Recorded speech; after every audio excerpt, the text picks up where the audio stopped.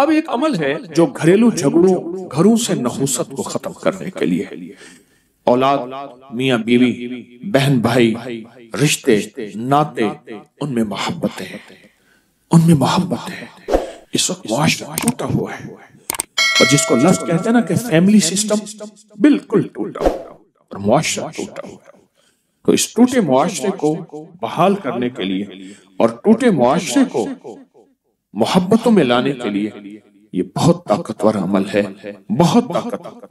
بہت لاجواب عمل ہے۔ گھر میں نحوست ہے، بے برکتی ہے، جھگڑے نفرت ہیں، شیطانی وساوس اور ایک دوسرے پہ بے اعتمادی ہے، جو بھی یہ عمل کرے گا اس کا گھر بابرکت، پرسکون، خوشیوں کا گہوارہ، ہر جگہ سکھ سکون، آپس میں محبت، پیار، خوشبو، مہک، اور یہ طلسماتی دنیا اور عملیاتی دنیا کا حیرت انگیز عمل ہے جس سے آپس میں محبت نہ ہو، نفرت ہو، بے چینی ہو اور خامخواہ بدگمانیاں ہیں، یہ ساری چیزیں انشاءاللہ ختم ہو جائیں گی۔ آپ جہاں بیٹھے ہیں پوری دنیا میں، کیونکہ اس وقت پوری دنیا ہمارے ساتھ ہے، پوری دنیا میں جہاں بیٹھے ہیں آپ اپنا سر پر اپنے دائیں ہاتھ رکھیں گے، اپنا دائیں ہاتھ الحق والولی، آمین۔ اب اسی ہاتھ کو اپنے ماتھے پیشانی پر رکھیں گے، پیشانی پر رکھ کر آپ پڑھیں گے یا شہیدو یا حسیبو، یا شہیدو یا حسیبو، یا شہیدو یا حسیبو، یا شہیدو یا حسیبو، آمین۔ آپ نے محسوس کیا کہ اکثر کہا جاتا ہے کہ پیشانی میں بخت ہوتا ہے، اکثر کہا جاتا ہے پیشانی میں نور ہوتا ہے، اکثر کہا جاتا ہے اس پیشانی سے ماتھا ہے اس کا، بھئی اس کا اپنا مقدر ہے۔ یہ جو آپ نے ہاتھ رکھا ہے نا سر پہ، الحق والولی پڑھا ہے، اوپر سے آنے والی رحمتیں، برکتیں، محبتیں آپ کے جسم میں ایسے رگ رگ میں چلی گئی، اور آپ نے جو پیشانی پہ رکھا ہے نا یہ یا شہید و یا حسیب پڑھا ہے، یہ پیشانی کے اوپر بخت، مقدر، برکت جو آپ کو دیکھے، آپ کو محبت، پیار، الفت اور آپ کا احترام، آپ کا وقار، آپ کی شان و شوکت۔ اب تیسرا عمل یہی ہے، گردن کے پیچھے دایاں ہاتھ رکھیں، گردن کے پیچھے دایاں ہاتھ رکھیں اور پڑھیں یا معز و یا غالب ہو، یا معز و یا غالب ہو، یا معز و یا غالب ہو۔ سر جھکا کے گردن کے پیچھے ہاتھ رکھیں اور پڑھیں یا معز و یا غالب ہو۔ اس کا معنی ہے اے عزت دینے والے، اے غلبہ دینے والے، مجھے ہر جگہ عزت عطا فرما، یا معز و یا غالب ہو، آمین۔ اب یہی دایاں ہاتھ ناف کے اوپر رکھیں گے، ناف کے اوپر رکھیں گے، کیوں؟ اس کی ایک وجہ ہے، اب آپ محسوس کریں ناف کے اوپر یہ دایاں ہاتھ رکھ کے آپ جو الفاظ پڑھ رہے ہیں اس کے معنی میں آپ کھوئیں گے، آپ حیرت انگیز طور پہ اس کے تجربے دیکھیں گے۔ آپ ناف کے اوپر یہی ہاتھ رکھیں اور پڑھیں یا رقیب و یا حاکم، یا رقیب و یا حاکم، آمین۔ یہ آپ کے تن من میں سے، آپ کے انگ انگ میں سے بیماریاں، غصے، جذباتی کیفیتیں، گناہ، تکراؤ، نفرتیں، یہ اللہ کا نام نکال رہا ہے۔ آپ کے انگ انگ، آپ کے من من میں سے یہ چیزیں نکل رہی ہیں۔ اب یہی ہاتھ اپنے دائیں گھٹنے پر رکھنا ہے، وہیں بیٹھے بیٹھے دائیں گھٹنے پر یہ ہاتھ رکھنا ہے اور پڑھنا ہے یا حافظ ہو یا کریم ہو، یا حافظ ہو یا کریم ہو، آمین۔ آپ کے جسم کے ایک ایک جوڑ جوڑ کے اندر اللہ کا نام پہنچ رہا، اور جوڑ جوڑ سے بیماری، دکھ، نفرت، جادو، اثرات نکل رہے ہیں۔ اور ایک بات بتاؤں، آخری عمل کرنے سے پہلے آج کے اس پیکیج کا ایک عمل ہے، اس سے پہلے ایک بات بتاؤں، یہ روح کی دنیا، عملیات کی دنیا، یہ وظائف کی دنیا ہم چھوڑ چکے ہیں، اس کے حوالے ہمارے پاس نہیں ہیں، اس کے ثبوت ہمارے پاس نہیں ہیں۔ میں جب لاتا ہوں یہ چیزیں تو ناواقفیت کی وجہ سے کہتے ہیں یہ کہاں لکھا ہوا ہے، یہ ہمارے اکابر کی کتابوں میں لکھا ہوا ہے، اور سند کے ساتھ لکھا ہوا ہے اور ثبوت کے ساتھ لکھا ہوا ہے، پڑھتے ہی نہیں ہے، تلاشی نہیں کرتے۔ میں فقیر آدمی ہوں، سارا دن اپنے بڑوں کی کتابوں سے، یعنی ہماری بڑوں کی کتابوں سے مراد قرآن، حدیث اور اکابر کی جتنی بھی، یہ ہماری اصل پہلی کتاب کیا ہے؟ قرآن ہے، پھر حدیث ہے، اور پھر ہمارے جتنے بھی بڑے ہیں ان کی کتابوں میں یہ عمل موجود ہے، ہمارے بڑوں کی کتابوں میں یہ عمل موجود ہے، اور ایک ایک رگ سے بیماری دکھ تکلیف کو نکالتے ہیں۔ اب بائیں گھٹنے پہ ہاتھ رکھیں، سر جھکائیں، ڈوب جائیں اور پڑھیں یا شکور و یا فتاح ہو، یا شکور و یا فتاح ہو، یا شکور و یا فتاح ہو، آمین۔ اب آپ نے دونوں ہاتھ سامنے کرنے ہیں جیسے دعا کے لیے، ان ساری چیزوں کو جو پڑھائے پھونک مارے، اور اپنے ہاتھ ایسے جھاڑیں جیسے کسی چیز کو جھاڑتے ہیں، اس تصور کے ساتھ سب تکلیفیں، سب بیماریاں، سب علتیں جھڑ گئیں، سب ذلتیں جھڑ گئیں، سب جادو جنات، سب تکلیفیں، سارے حالات، ساری تختیاں جھڑ گئیں، ساری پریشانیاں جھڑ گئیں۔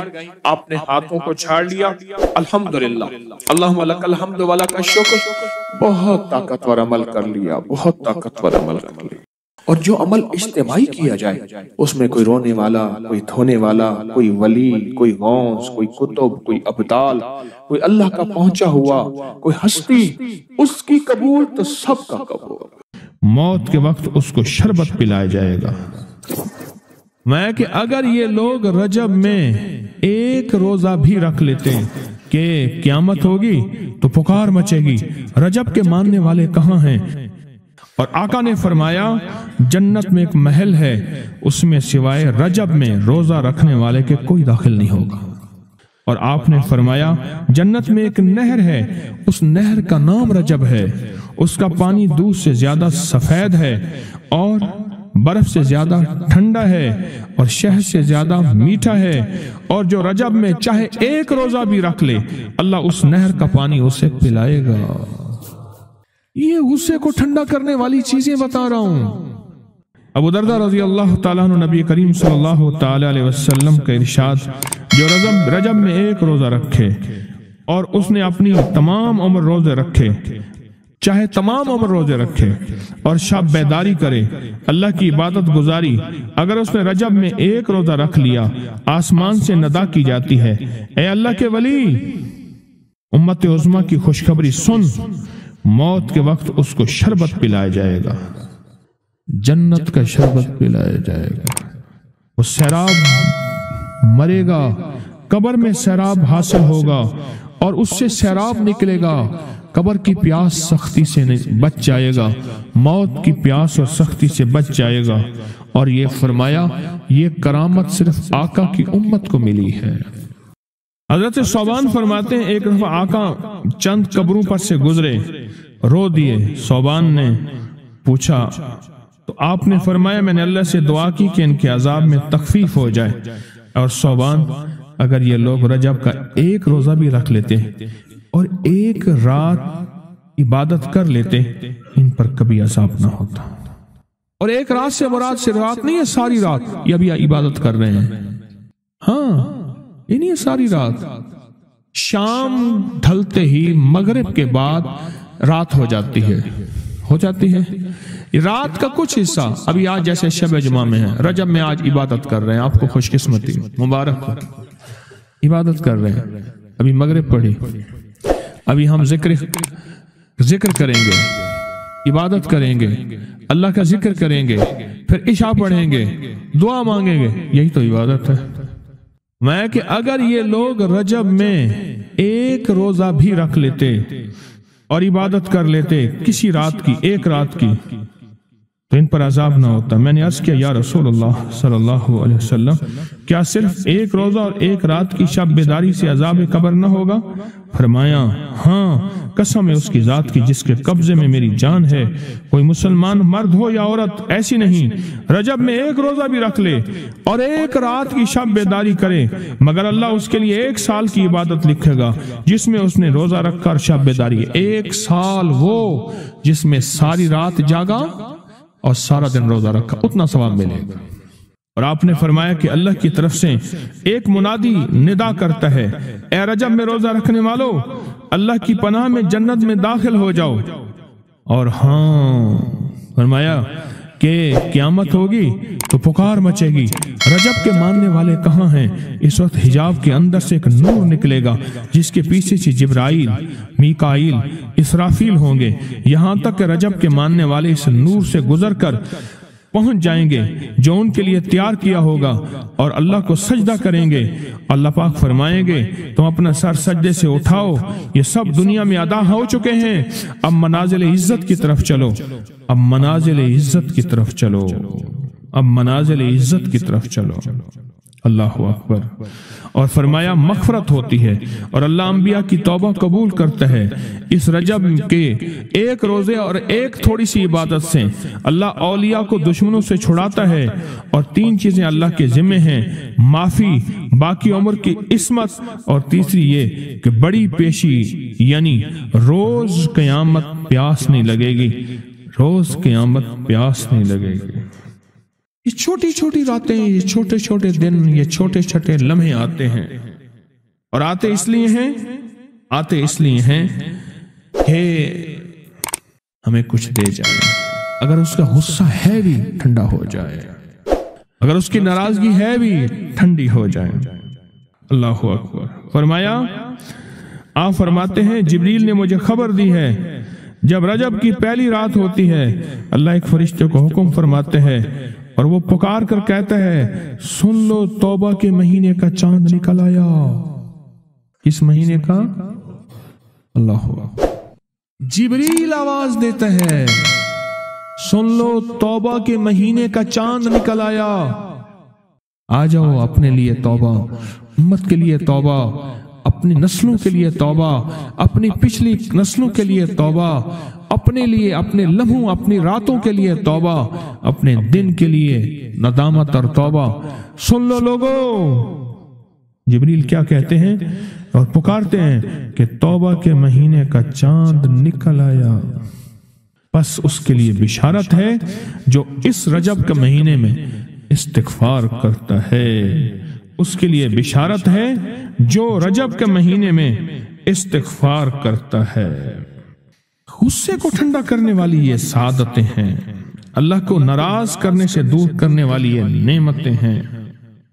अजीब बात बताओ, फरमाया, जो शख्स ये चाहता है, ये गौर से सुनिएगा, जो शख्स ये चाहता है अल्लाह उसकी नस्लों को माजूरी और मजबूरी से बचाए, माजूर हो जाए, किसी भी चीज से माजूर हो जाए और मजबूर हो जाए। मैंने आपको अपनी मजबूरी का किस्सा सुनाया था उस दिन। माजूरी अल्लाह मजबूरी से बचाए कि बेबस हो जाए, मजबूर हो जाए। और जो शख्स ये चाहता है कि उसके माथे पे नसीब और बख्त और मुकद्दर इतना लिखा हुआ हो, इंसान भी पढ़ सके, ये मेरी खुशखबरी याद रखिएगा, इतना वाज़ेह हो, इंसान भी पढ़ सके, बख्त, नसीब, मुकद्दर, इज्जत, दौलत। और तीसरी, जो शख्स ये चाहता है उसकी पिशानी कभी सजदों से महरूम न रहे और फरिश्ते उसकी पिशानी सूंघ कर बता दें कि ये वो लोग बंदा है जिसके सजदे वाकई थे, तो फरमाया वो कभी भी जिंदगी में किसी ऐसी अल्लाह के दोस्त की महफिल को तलाश करे जो लाजिम शब जुमा में हो। और ये वह है, अल्लाह का दोस्त मेरा मुर्शिद है, मैं उनका गुलाम हूं, अपनी नहीं कह रहा। शब जुमा, ये है शब जुमा, जुमेरात तस्बीह खाने में, और फिर तस्बीह खाने में दुआ होती है, थोड़ी देर की ये महफिल होती है। फरमाया, आने वाले हजरात और पूरी दुनिया में इसमें शामिल होने वाले हजरात ऑनलाइन وہ اپنے بخت پیشانی پہ نصیب لکھواتے ہیں، سجدوں کی خوشبو بنواتے ہیں اور اللہ کے خزانوں سے پاتے ہیں۔ یہ وہ خوش قسمت ہیں جو شب جمعہ کا انتظار کرتے ہیں۔ کیا نصیب ہے، کیا مقدر ہے۔ آئے میں آپ کے خط کا ایک دوسرا حصہ بھی پڑھ کے سناتا ہوں، اور ہم ایسے ہی اللہ سے دوستی کریں۔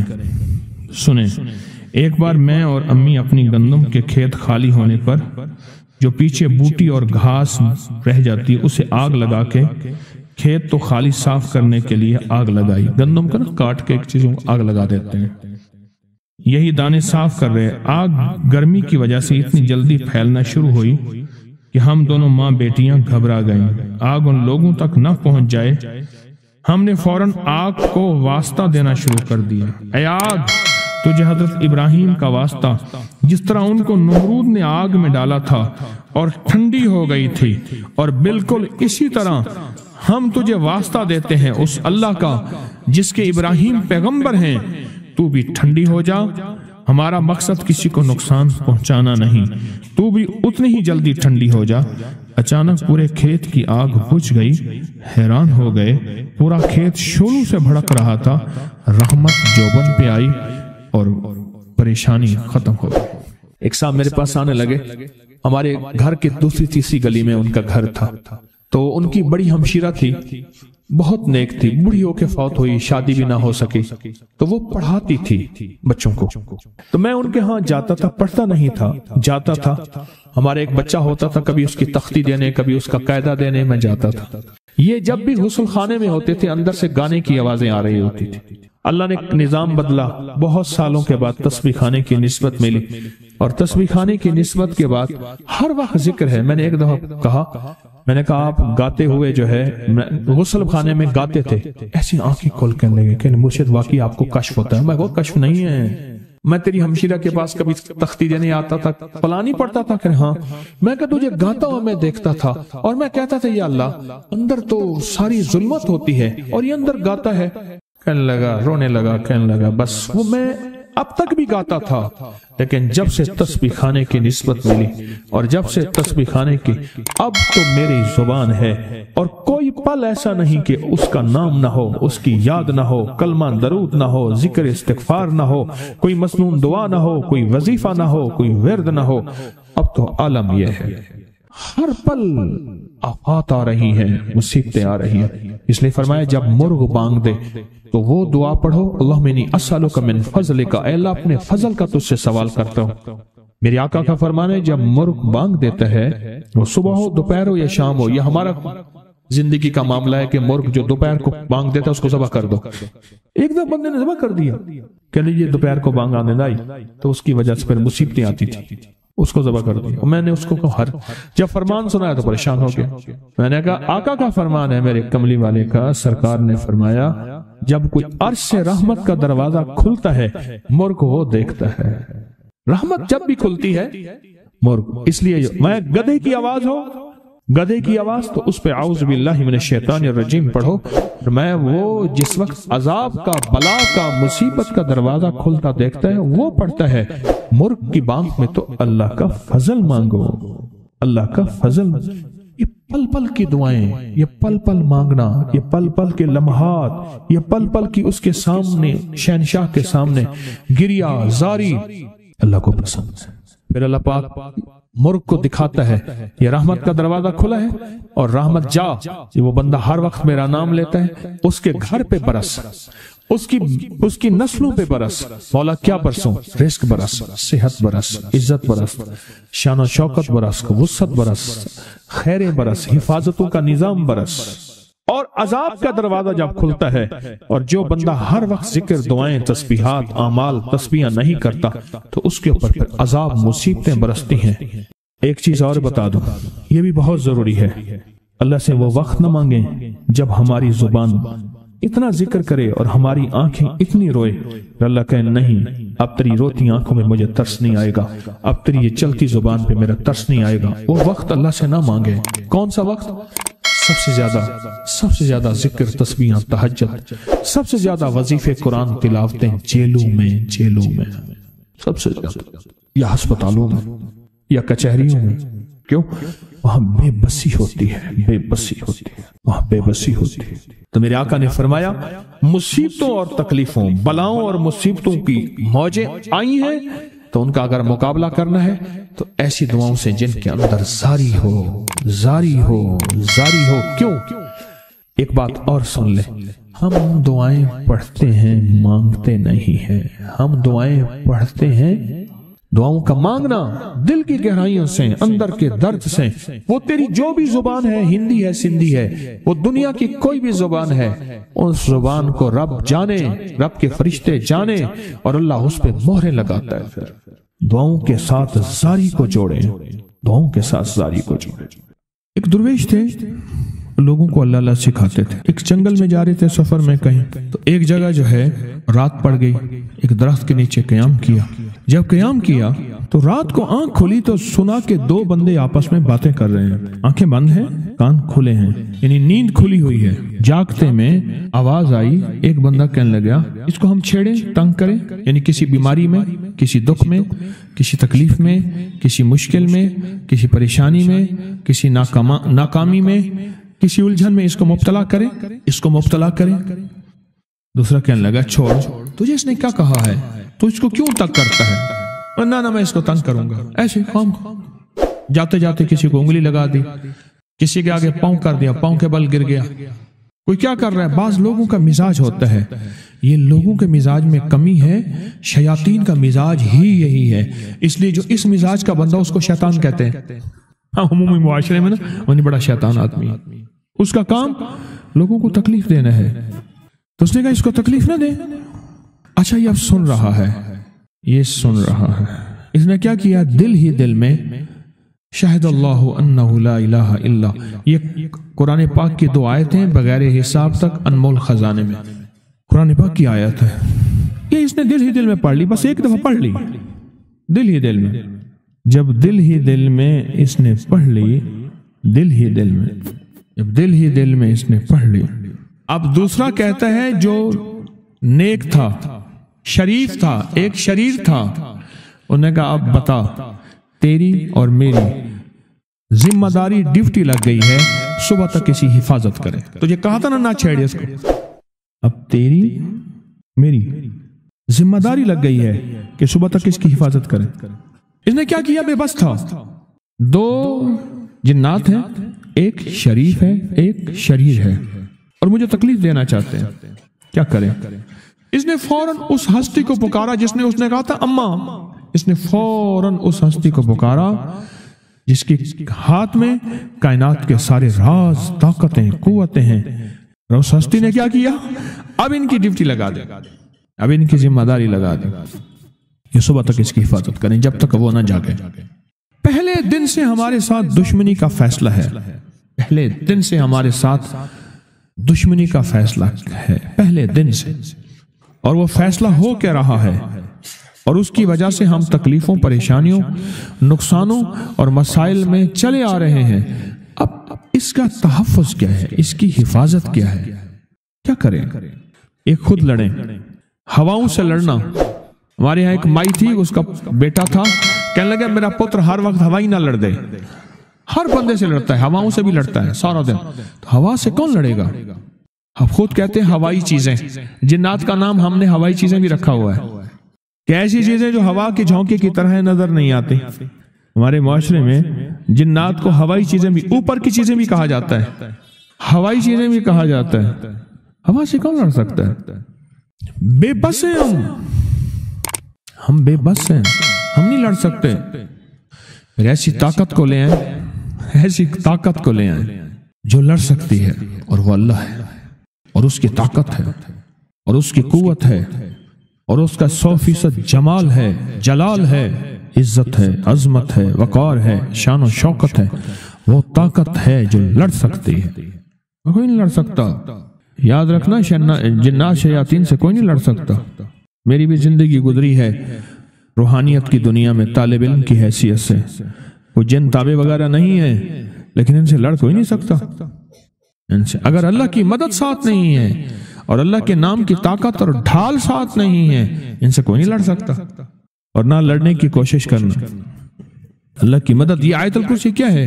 یہ ساری اللہ کی مدد ہے، اللہ کی منت اور خوشامد ہے۔ ترجمہ اٹھا کے دیکھ، یہ آیت الکرسی ساری میری اللہ کی منت اور خوشامد ہے۔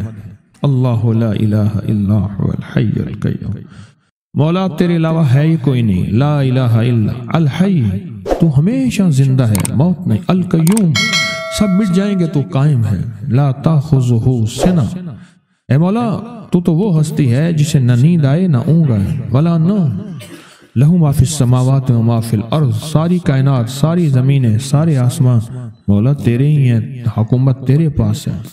من ذا الذی یشفع عندہ الا بإذنہ، کون ہے جو سفارش کرے؟ تیرا امر ہوگا تو سفارش ہوگی، تیری حکومت طاقت کے سامنے کوئی بندہ نہ ہل سکے، نہ آنکھ اٹھا سکے۔ یعلم ما بین ایدیہم وما خلفہم، تو ہمارا پچھلا ڈیٹا بھی جانتا ہے، تو ہمارا اگلا ڈیٹا بھی جانتا ہے، ہماری پچھلی کیمرے کی ساری ریکارڈنگ تیرے پاس ہے، ہماری اندھیرے اجالے تیرے پاس ہیں، ہماری صبح شامیں تیرے پاس ہیں، ہمارے دل کے تصورات تیرے پاس ہیں، دل کی سوچیں اور خیالات تیرے پاس ہیں۔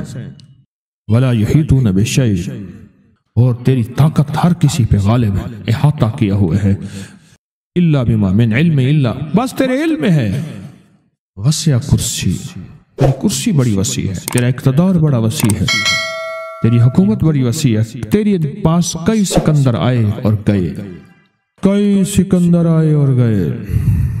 میں خوارزم میں گیا، وہاں بخارا سے آگے، بہت آگے، وہاں کا سفر تھا جہاز کا، بہت آگے، وہاں کئی میلوں میل، وہاں ایک شہر تھا، اس کا نام تھا نوراتا۔ شیخ ابو الحسن نوری رحمت اللہ علیہ، ہمارے بڑوں کی کتابوں میں ان کے تذکرے آتے ہیں، ان کا وہاں مزار تھا، اور لوگ ان کے ہاں آ کے 9 راتیں گزارتے تھے اور وہ اللہ اللہ سکھاتے تھے۔ یہ بڑوں کے ہوتے تھے، جیسے سال کے بعد، یہ بھی آج راز بتا دوں، سال کے بعد بزرگ ہر کونے، ہر کریے، ہر گوشے میں نکل جاتے تھے، لوگوں کو اللہ اللہ سکھاتے تھے۔ ایک جگہ مخصوص ہوتی تھی، مرشد کا آستانہ، سال کے بعد وہیں جمع ہوتے تھے اور ایک دوسرے سے ملتے تھے، میل جول ہوتا تھا۔ اس میل جول کا نام ہے میلہ، ملنا، میل جول۔ اب وہ میلہ بنتے بنتے کہاں نکل گئی، میلے کا نام آتے ہی فوراً سرکس آتی ہے۔ حالانکہ میلہ کیا تھا؟ ملتے تھے، فلاں علاقے کے حالات کیا ہیں، فلاں گاؤں کے، فلاں قریے کے، فلاں شہر کے کیا حالات ہیں، وہاں لوگوں کی دینی حالت، ایمانی حالت کیا ہے، وہاں کیا باطل کفر ہے، وہاں کیا نظام ہے، کیا ایک دوسرے سے ملتے حالات بتاتے تھے۔ پھر چند دن ساتھ رہتے تھے، ایک دوسرے سے حالات لے کے پھر لوگوں کو اللہ اللہ سکھانے نکل جاتے تھے، پھر سال کے بعد اکٹھے ہوتے تھے۔ اس کا نام تھا میلہ، اس کا نام تھا میلہ۔ اور اس کا نام کیا تھا؟ پہلے کیا بتایا میں نے؟ نوراتا۔ نوراتے کسی درویش کے پاس آتے تھے، اللہ کا نام بھی سکھاتے تھے، دم بھی کرتے تھے، دعا بھی کرتے تھے، اس کو اللہ اللہ بھی کراتے تھے، بھلا چنگا، صحت مند، تندرست، مسائل کو حل پا کے چلا جاتا تھا۔ یہ تھا نوراتا۔ شیخ ابو الحسن نوری رحمت اللہ علیہ 9 راتوں میں لوگ آتے تھے۔ میں کہنا یہ چاہ رہا تھا، ان کے مزار کے اوپر ایک بہت بڑا قلعہ تھا، انگریز اس کے اوپر سارے چڑھ رہے تھے، اونچا قلعہ تھا۔ میں نے اگلا سفر کرنا تھا، میں قلعے پہ نہ گیا۔ میں نے کہا کس کا ہے؟ اس نے کہا سکندر اعظم کا قلعہ ہے، آج سے کئی ہزار سال پہلے اس نے یہ قلعے بنائے تھے، یہ اس کی کرسیاں تھیں۔ ایک میرے رب کی کرسی ہے، وسیع کرسی، وسیع کرسی۔ سکندر کے قلعے ہیں، سکندر کہاں کہاں آیا، نہ گورے سکندر نہ رہی قبر دارا، نہ گورے سکندر نہ رہی قبر دارا، مٹے نامیوں کے نشاں کیسے کیسے، زمیں کھا گئی آسماں کیسے کیسے، نہ گل ہیں نہ گنچے نہ بوٹے نہ پتے، ہوئے باغ نظرے خزاں کیسے کیسے، ہر ایک دل پہ ہے داغ ناکامیوں کے، نشاں دے گیا بے نشاں کیسے کیسے۔ اس کی کرسی ہے۔ کہتے ہیں میں نے آیت الکرسی پڑھی ہے، آیت الکرسی پڑھی تھی، میں دیکھو میری کیا مدد ہوئی، آیت الکرسی پڑھی تھی، دیکھو میری کیا حفاظت ہوئی۔ بس آیت الکرسی پڑھنی تھی، وہ چیز یوں چلی گئی۔ آپ اپنا واقعہ سناتے ہیں۔ وہ آیت الکرسی بنیادی طور پہ میرے رب کی ساری منت اور خوشامد ہے۔ وَهُوَ الْعَلِيُّ الْعَظِيمُ، مولا تیرا علول عزم عظمتیں اور تیری کبریائیاں میں بیان نہیں کر سکتا. یہاں بندہ آ کے نا ایسے حاجز آ کے ہاتھ باندھ جاتا ہے کہ بس میری بس ہو گئی ہے، میں تیری عظمتوں کو بیان نہیں کر سکتا. جب ہم بے بس ہو جائیں پھر ایسی طاقتور چیز کو پکاریں جس کے پاس اقتدار بھی ہو، اختیار بھی ہو، طاقتیں قوتیں بھی ہوں اور زوال نہ ہو، سرمدی جاویدانی ہو. ایسی طاقت جس کو زوال نہ ہو اس کو پکارے.